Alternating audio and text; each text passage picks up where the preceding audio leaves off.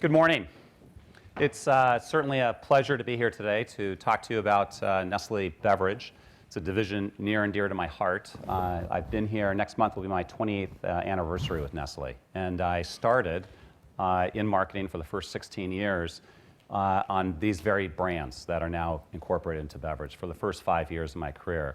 Then I moved into nutrition. I rose to be head of marketing for nutrition over the next 6 years. In 1997, I came back to Nestlé Beverage as head of marketing. And then in 2002, I took it over as president. And I've been there now. This is my 13th year as president of Nestlé Beverage. So a very long tenure, very experienced in this division, these categories. It's a very different from the normal Nestlé model, but thank God I love the division, or that would have been a long stretch.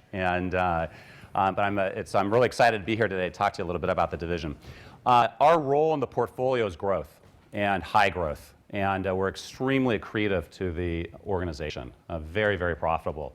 So the faster we grow, the more cash we throw off that the company can use to invest, and we really appreciate that role. We've been able to deliver it, and I'll show that to you in a moment. Let me introduce the division to you. The first brand is Coffee Mate. It's our largest brand. It's one of our global strategic brands. It's a billionaire brand. It's very high growth. It's very margin accretive. Nescafé, another global strategic brand for Nestlé. And this also has been a very high growth business for us here in America, high single digit, and again, very margin accretive. Nesquik, another global strategic brand for the group, and it's been mid-single digit growth over the last few years, and again, very margin accretive. And then lastly, our smallest brand is Juicy Juice. It's a regional brand. It's actually a local brand. It's only in this market. It's in a large declining category. We've elected through our own portfolio management to reduce the demand generation and INR significantly on this business to invest on our global strategic brands. And I'll talk about that in a moment. All in all, it's a $2 billion division. Over the last 3 years, we've had a CAGR of 4%. So very good growth in this market.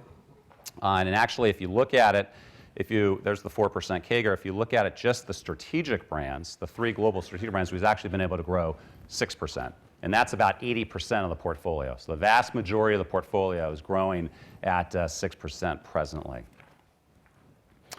If you look at the categories that we compete in, we have the benefit that many of these categories are growing. So on the creamer category, it's almost a $3 billion category now with a 7% CAGR.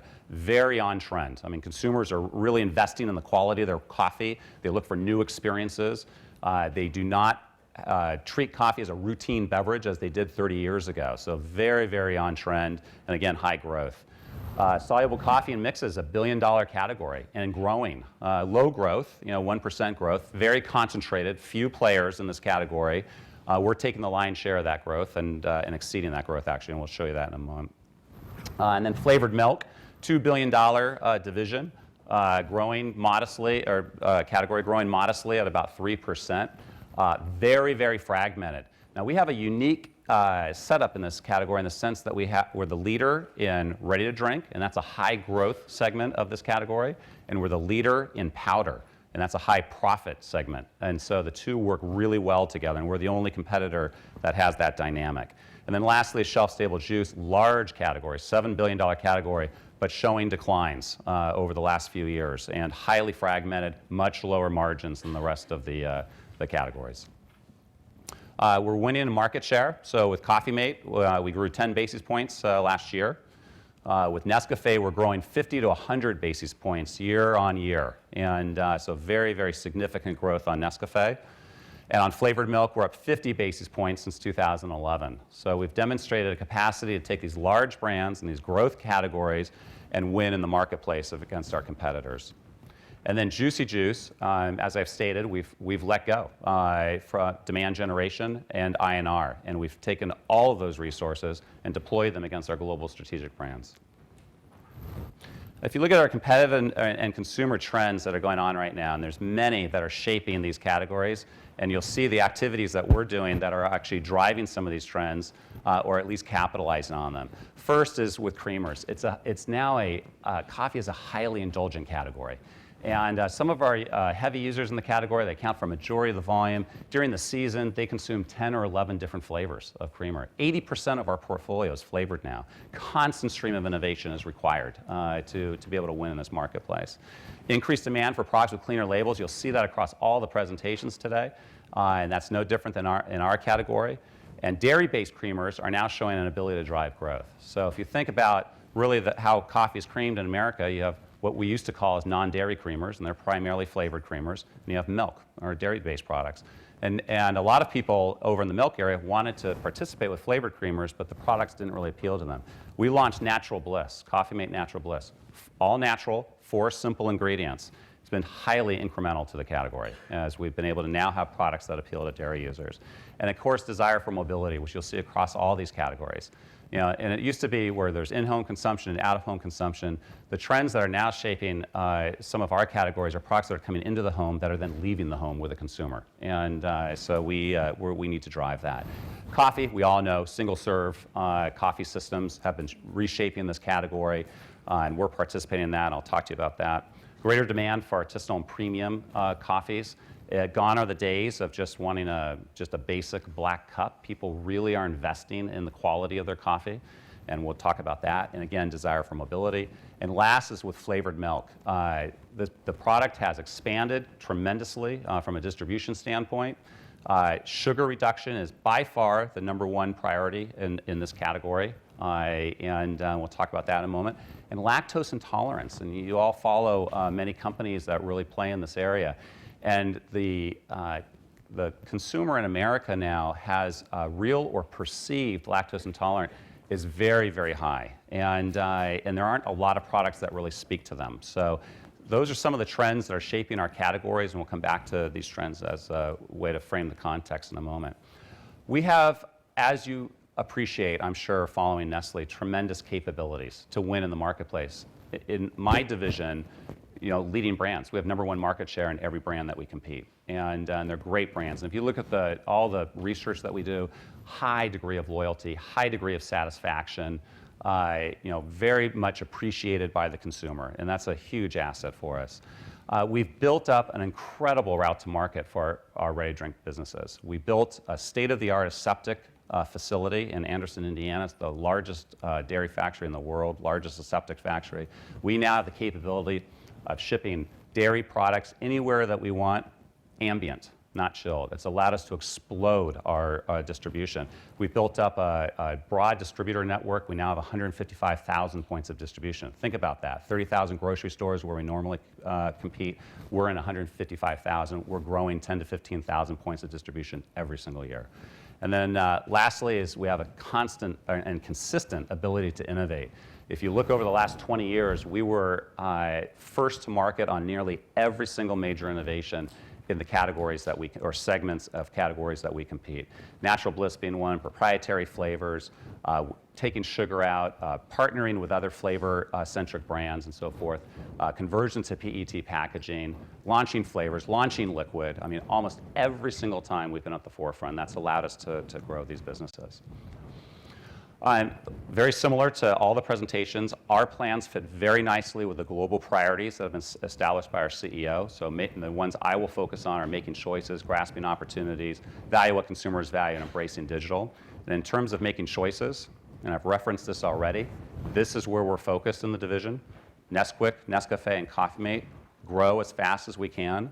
And then on the other brands, either divest them, which we've done with Kern's, harvest them, which we've done with Nestea or Cocoa, proactively harvesting them out of the market, or managing them for cash, which we do with Juicy Juice. And then we simplify and streamline the operation, and then focus everything on our global growth brands. Okay?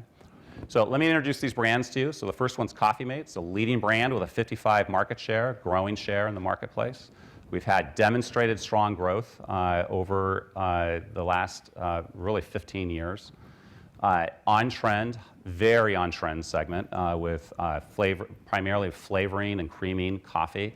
And when I started on this brand back in 1986, the vast majority of coffee was consumed black. Today, it's down to 30% is consumed black, 70% is creamed. And we're the leader in that area, to include dairy products too. Demand generation scale. Because of our sheer size, it allows us to do things in the marketplace to communicate with consumers in a way that others are really challenged. And then lastly, very accretive margins to the group. So again, the faster we can grow, the more benefit there is for Nestlé as a whole. So let's talk about innovation for a moment, innovation and renovation. The first is actually a renovation. It's a very significant one because if you look at creamers, historically they've had trans fats in them. So we worked for years to develop a formula, which we're implementing right now. We just started shipping it about 90 days ago. We will be the only creamer to have 0 trans fats and 0 saturated fats. Usually it's a choice with your oil system. It took us 5 years to figure it out, and we figured it out. And so this will be a key competitive advantage for us. Second is proprietary flavors. And I was on the brand back in 1991 when we launched the first flavors of vanilla and hazelnut. And it was great, and we got super growth. But over time, flavors were copied very quickly. And so we've moved into a strategy of really focusing on proprietary flavors, whether it's using our own brands, like great brands like Toll House, or Abuelita, if you've ever had that, Mexican chocolate, so it's chocolate with cinnamon. It's a fantastic product, or La Lechera, or by partnering with others, like we have very successfully in our confections division with Girl Scouts, an iconic American brand and flavor profile. And we've brought out thin mints and caramel coconut flavors that are truly outstanding, and only we have that. We have a whole pipeline of these for the next 3 years, and they'll be solely focused and proprietary to us. And lastly, best-in-class portability. And this is a project that we have fast-tracked and are launching as we speak. And you've all seen, I'm sure, in your baskets, you know, the Nestea, right, that you can put into your water there, preferably a Nestlé water. And we're doing the same concept with Coffee Mate, a concentrated creamer that you can take anywhere that you wish. You can take it into a coffee house, you can take it into your work, you can put it in your purse. It's completely portable, and it's a fantastic tasting product. And so we're launching this. We think this is going to really transform how Coffee Mate is transported and used and the occasions that it can be used, and it's very incremental. In terms of our, how we communicate with consumers, we're really focused in a few key areas. And the first is in paid media. We're highly focused in this in both Hispanics and millennials. And the reason why Hispanics is they're so bonded to the Nestlé brand. We very much over-index with Coffee Mate with Hispanics. And they're one of the fastest growing demographics in America. So the more that we can continue to drive that segment through Spanish language communication, we have by far the #1 share of voice in that area, and transition all of our communication to be multicultural. So no matter where a Hispanic interacts with our brand, it's relevant and speaks to them. And then secondly is with millennials. They're the future. These are the future heavy coffee users. And if you think about how they use coffee today, over 90% of them come into college or in that age group sweetening and creaming their coffee already. So we're very focused on college campuses. And we have a whole program because that's an area where coffee consumption habits, lifetime habits are really formed. And so we're going very, very fast in that area. Second is in owned media. And one of the areas that we're really trying to leverage is our packaging. And we can partner with customers that are big enough that they can guarantee us volume that we can do very efficiently in our factory. We'll do dedicated packaging for them. So right now, you'll see in Walmart, they have a program called Salute to Heroes, and it's their program to honor our country's veterans. So we have dedicated packaging that we've done for Walmart with their theme, and it's up there, you'll see it.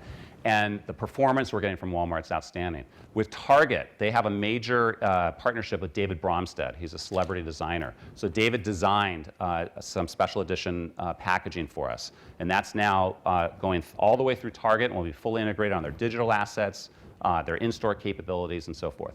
So this owned media, and in particular packaging, and particular scale, that's what I'm talking about, how to leverage our scale. These are things that we can do. That's very hard to replicate. And then lastly is our earned media. And so we have an incredible following. If any of you go to our Facebook page, we have 1.3 million fans, and just look at the conversations. It's not complaints about the products. It's about how much they love them. And thank you so much for coming out with this. And when can I get the seasonals back? Because I really want my pumpkin spice. So we do a lot of different things to encourage people to share and to talk amongst themselves. And you know, Coffee's Perfect Mate is what we've been organized around for the last 10 years. So we'll do major promotions at Valentine's Day. And where how do you share with your perfect mate? And we'll do cards, and they can custom make cards and share them, so forth. So a lot of really interesting things in that area. So that gives you a feel a little bit on the innovation side, a little bit on the communication side, but Coffee Mate has been a growth machine for this division and for the company, and we have the tools to keep that going for some period of time. As far as coffee goes, we have 4 different main areas in coffee, and you'll hear from different presenters today about these areas. We have the Nescafé retail going into traditional grocery stores and club and Walmart stores that I manage, and I'll talk to you about that now. We have Nestlé Professional that takes Nescafé into the food service area. We have Nespresso, which you all know, and we have a very focused presentation on Nespresso. And then we have Dolce Gusto. And Dolce Gusto, I won't be talking a lot about today. It's being retooled for this market. This market's a very unique market for Dolce Gusto. If you really think about where we've been incredibly successful with this brand around the world, we were first to market. Nescafé was usually the leading brand, and it was often sold in channels that we know really well because we sell other products there. That's completely different than the US market. So we're running different models right now from a route to market and how we interact with consumers, and we aspire to be back into the market in a significant way with Dolce Gusto. Because what we know is people love the machines and people love the products when they're exposed to them. And we just got to figure out a way to get them to them. So we're working on that. Nescafé, leading brand with a 31 share and growing significantly, as I showed you. Strong, consistent growth, which is a lot of people, a lot of Americans, you know, who might not be familiar with instant coffee. But you know, one fact that always amazes people is that 18% of all coffee in America is instant coffee. It's really amazing if you think about it, almost 1 out of 5 cups. And so it's big. And what others have done, like the pod manufacturers or out-of-home coffee, they've figured out how to get a lot of dollars per cup of coffee. We actually sell a lot of instant coffee, and it's given us great growth because we're focused on it. This is our lifeblood as a company.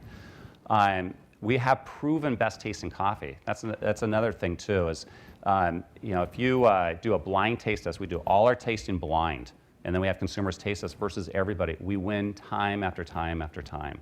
And so that's why we're getting this growth, because consumers find out and they figure it out, and it's such an attractive value versus some of the other options. On trend, you know, if you think about, you know, I know the transformation that's going right now with pods is huge, and it's big and it's bright, but the underlying trend there is single serve coffee that you can do on demand your way. Well, that's what soluble coffee is. And it's very relevant for people who may not want to pay $100 for a machine, who may not want to pay 50 cents for a pod, who might want to just pay 12 cents for an outstanding cup of coffee. And trust me, and you saw the data from Paul this morning, there are tens of millions of consumers out there that we can access with this benefit-driven product. And then a strong INR pipeline, very strong INR pipeline. I'm going to share that with you now. First thing we're doing this year is we're transitioning our Taster's Choice, which is our flagship premium brand, high Arabica content brand, to glass. And it's a beautiful container, first off, that will help with the equity of it, but it's also the best physical product protection that you can give to coffee, is to be in glass. And so it'll be a very elegant demonstration of our commitment to quality to the consumer. Second is we're launching an entire line of reserve blends. So these are 100% Arabica, sourced from the top 2% of beans in the world. And they're single sourced, and we'll be launching this shortly. We're out talking to retailers about this right now. We're launching as we speak. We're shipping it as we speak. What we would call a ready cup. So by far the majority of coffee is creamed, okay, in America. So we've taken Nescafé and we've partnered it with the #1 creaming brand, Coffee Mate, in a pre-creamed all-in-one cup. That's fantastic, and that's shipping right now.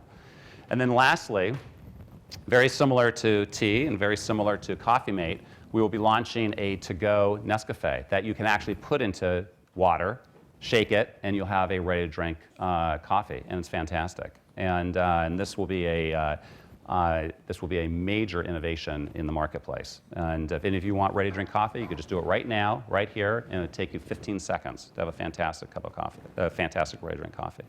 So what we'll end with is a line of coffee under one brand architecture covering everything from everyday mainstream to everyday premium. That extends us beyond just great taste and soluble to give the consumer new experiences and new benefits to enjoy Nescafé. And we have a very robust INR pipeline over the next 3 years as well that hopefully at some point I can come back and share with you. And then Nesquik, leading brand with a 21% dollar share and growing. We have an incredibly strong single-serve ready-to-drink business, and we're number one in single-serve, growing distribution, driving real value because we can realize a higher price point because of the channels that we sell in. We're growing reach by our distributor network that we put together 5 years ago. We have several hundred distributors that are working with us on Nesquik. We have on-trend early nutrition. So remember, our powdered product helps Nesquik get bonded to consumers at a very early age because it's usually a parent to a child in home, okay? And so everything we're doing around Nesquik is with the purpose of making it even more nutritious and an even more easy solution for moms to give to their children. And then as those children's age, we have the unique ability to age with them through our ready-to-drink portfolio. And then a benefit-driven INR platform. And chocolate milk is not the heaviest innovative category, if you really think about it, but we have some very interesting things. First is, in 2007, we took out 25% of the sugar out of Nesquik, and we maintained our taste preference versus everybody in the category. We're doing that again. We're taking another 25% out, and we're going to maintain our taste preference. Think about that. 50% of sugar reduction over a 6 or 7 year period while maintaining taste preference. It's remarkable, and it takes us a long time to do it, to really figure out how to do it, but that will be a huge competitive advantage for us. And then secondly is our Girl Scout partnership. And if you try these products, and I really encourage you to, you may email me and I will send you a coupon if you wish. But they are outstanding. They truly taste like Thin Mints. They truly taste like the caramel coconut. They're fabulous products, and only we can do these, so highly proprietary. And then we've also had to learn how to market as a ready-to-drink company. You know, ready-to-drink businesses don't just do TV. You know, they're out there with the consumer at the point of consumption. They're trying to intersect the consumer at the time of consumption so that you are top of mind when they walk into that C-store and they buy your product. So we put together what we call a presence marketing team. We have 155 brand ambassadors deployed to 10 markets now. We just entered our 10th market 2 months ago. And we've done, let me put these up. And we're doing 5,000 live activations a year.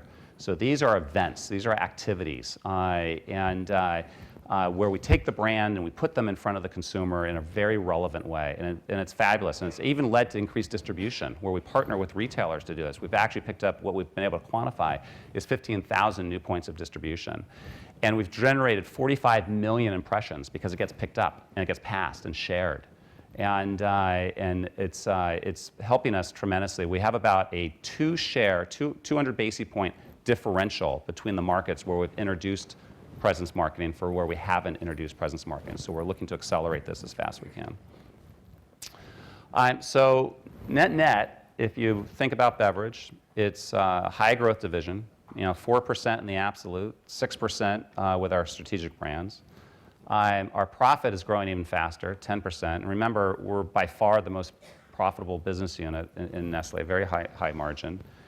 And again, our ROIC profile has vastly improved as well, and we're already the highest ROIC in the group. And now through our growth, because we're driving such efficient growth, we're actually being able to grow our ROIC tremendously by about 700 basis points over this time frame.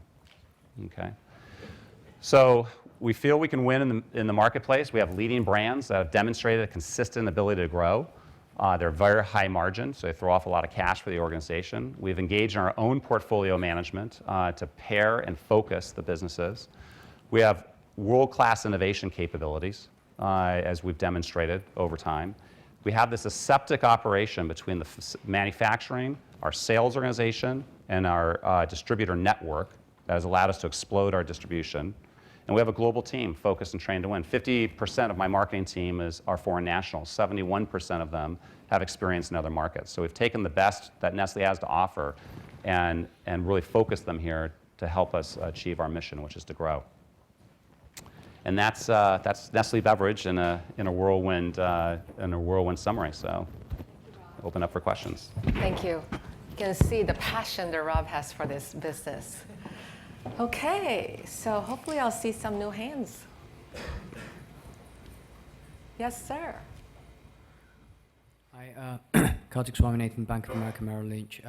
Could you talk a little bit about how you manage your input commodity cost volatility and given the recent volatility in Arabica versus Robusta and how that mix could move going forward to manage your margins? Yeah, well, we do two things. One is Nestlé being Nestlé and the world's largest coffee manufacturer and having an incredible R&D network. We've worked over the years to have blends, different blends of Robusta and Arabica that we can toggle depending on how the market is performing. And what we've been able to do is harmonize the taste profiles of those blends. So our factories are already pre-approved with very different blends using different input costs from different markets, because an Arabica is not an Arabica. And so we have about 6 or 7 different blends that we use to arbitrage the marketplace. And that's one of the largest things that we do. The other thing that we do is we try not to be so commodity focused. It's hard sometimes because even with your blend management, if the market has really gone crazy as it did a few years ago, you have to deal with it.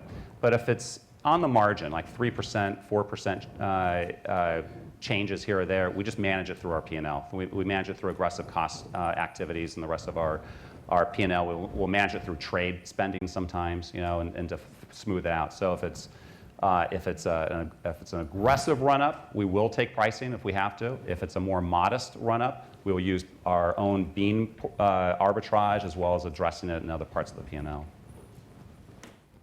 Thank you. My second question, as a quick follow-up, and perhaps we could answer this question a little bit more fully after we've heard about Nespresso and Dolce Gusto, but what are the synergies there? I mean, do you guys co-develop products? Is it pretty much exactly the same offering that we would get in terms of taste if we had two similar flavors? It's an extremely different offering because it's targeted to different consumers, and you'll hear extensively, I'm sure, about that from Christoph when he's up here. We do have synergies that we look for in terms of our machine development, in terms of our technology, although we express that technology in different ways, as you see with the machine range of offerings. But there's a lot. But underneath the hood, there actually is a lot of synergy management that we use. We have our own technology center, our systems technology center that service all of our machine businesses. And that's where we right now see most of our synergy. We've elected at this stage in the brand's maturity to go to market differently because of the different classes of trade required to win and because of the consumers that we're targeting. And we want very disciplined focus from a demand generation. But on the back end side, coffee purchasing, systems technology, and so forth, we look to synergize as much as we can. And I'll let Christoph too talk about that when he's up here. Yeah, for Nespresso. Yeah. Yes, Alan. Thank you very much, Alan Oberhuber, MainFirst. I have a question about the organic growth. I mean, tremendous growth, in particular with the strategic products. But how much was then pricing over the last 3 years? And do you expect, if pricing was difficult to put through, a similar environment for the next couple of years? Yeah, I think pricing, most of our growth, we have very high RIG, so our real internal growth is very high in this division. We did have a bit of coffee pricing back in 2010, but since that time, we haven't really put any pricing through. We're very aggressive of trying to manage a competitive price profile, although we are at a premium. We don't try to match our competitors. On many of the brands that are in my division, I'll operate at a 10 to 20% premium over the next competitor. But we will put pricing through if we need to. But we've primarily driven our growth through RIG. So. Warren. Hi, can you talk a bit about why Dolce Gusto didn't work when you launched it in the US a few years ago?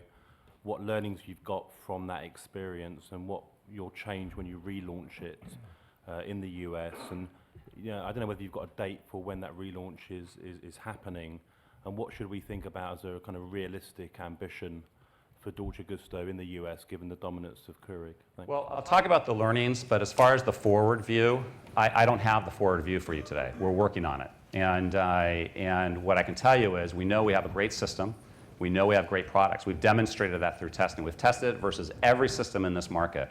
And we have high degree of confidence in the system and its ability to deliver. What our learnings were is that we ran a very similar playbook to what we were experiencing in primarily Western Europe at the time that we launched. So we took it into traditional retail very quickly. And because we don't have the brand leverage with Nescafé that we have in other markets, and because we had a competitor that was there first with Keurig, and Keurig did a very interesting, they have a very interesting business model because at the time they were pretty much closed financially, but they had an open system from a consumer standpoint because they licensed all the brands. So the consumers would go in and people want variety, and they could go to Keurig system and they had the breadth of the entire coffee market, or they could go to Nescafé and they just have the breadth of, at the time we had 12 SKUs. So and it didn't work well, and we didn't have a partner that could really help us with the in-store merchandising that we needed to do. So those were some of the big issues and obstacles that we have to attack right now. So we've been retooling it. We've been looking at different routes to markets. We've been looking at different ways of getting the product visible and known to consumers. We've been doing a lot of, you've probably seen them in the marketplace. We've been doing a lot of infomercials, which have been highly effective. And now we're looking at how can we take that and scale it. And we're also looking at how do we create a route to market that can win versus a very strong competitor with Keurig. That we're working on, and I don't have anything to comment on at this time on that. I don't know. Maybe just a follow-up as just speaking about the Americas as well, though in Latin America, Dolce Gusto is doing very well. Very strong performance in Brazil and Mexico. We'll touch on that a little bit tomorrow, but pretty much everywhere we've launched it in Latin America, we've seen good success. Okay, any more questions for Rob? Eileen. Hi, quick one. Eileen Koo from Morgan Stanley. I was just wondering whether you've seen. Can you hear me better? Yes. Yeah. Okay. Eileen Koo from Morgan Stanley. Sorry about the mic. That's okay. I was just wondering, in terms of the trends at the retail channel, are you seeing cannibalization of soluble in favor of single serve? Because it seems like most of that growth is concentrated there. And also, do you see Starbucks being increasingly more competitive at retail? Okay, so on the first question, yes, there has been cannibalization out of soluble, but there's been far more cannibalization out of roast and ground. Almost all the growth has come out of roast and ground. And you actually see it as a consumer. You walk into the grocery store, the roast and ground section would go from here to Paul 5 years ago. Now it goes from here, there. So it's a lot smaller, right? And but that's where most of the cannibalizations come from. And the second question was? Starbucks. Starbucks, they are, as you know, trying to become a consumer packaged goods company, and they've been going into a lot of different categories. Their effort in VIA was initially very successful, and they brought in several $100 million of new sales in the category. It was actually a good thing for the category because it got new users into the category. They've actually been declining over the last year, and fairly significantly, nearly double digit, as many of those consumers are not willing to pay now the price point once they got into the category and they discovered brands like Nescafé Taster's Choice and Nescafé Classico. That's helping us drive growth, actually, if that Starbucks brought consumers in and they're now switching to us. So.